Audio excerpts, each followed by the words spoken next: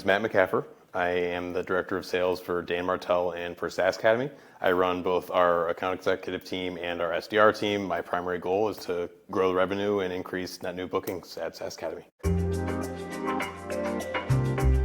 The two biggest problems were, first and foremost, the show rates on the meetings that my SDR team was booking, was very low.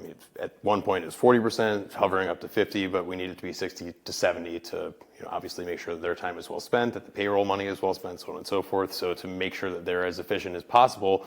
But the other big problem is even when we were able to book the meeting, let's say, for example, clients sometimes needed to reschedule or they were canceling, and we weren't able to get to them quickly enough in order to reschedule a meeting in a way where they're still thinking about it, it's still top of mind, so we lost opportunities for that reason. There are a few big unlocks that we've gotten since using Scheduler.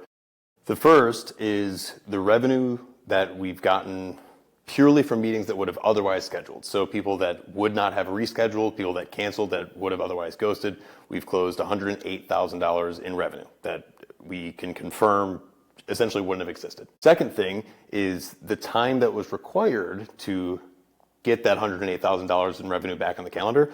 For my sales team, it was zero, right? So it was all done automatically because, best case scenario, most of that, those prospects would have never been on the calendar, but even the ones that would have maybe gotten back on the calendar, I would have had to allocate time, payroll hours, so on and so forth, to getting those people back on. So the fact that that was automated, and we didn't have to put any bandwidth into it. We could still focus on scheduling new prospects, new meetings while that was working in the background. It's huge. So it ended up being $400 and something thousand worth of qualified pipeline that Scheduler got back on the calendar for us. And again, about 30 or so % of it we closed.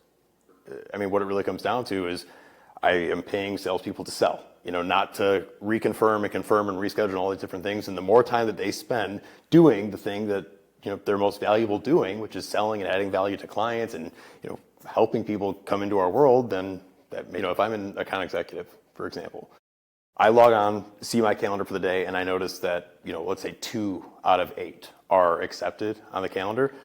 I'm going to immediately start thinking, what if today doesn't go the way that I want it to, right?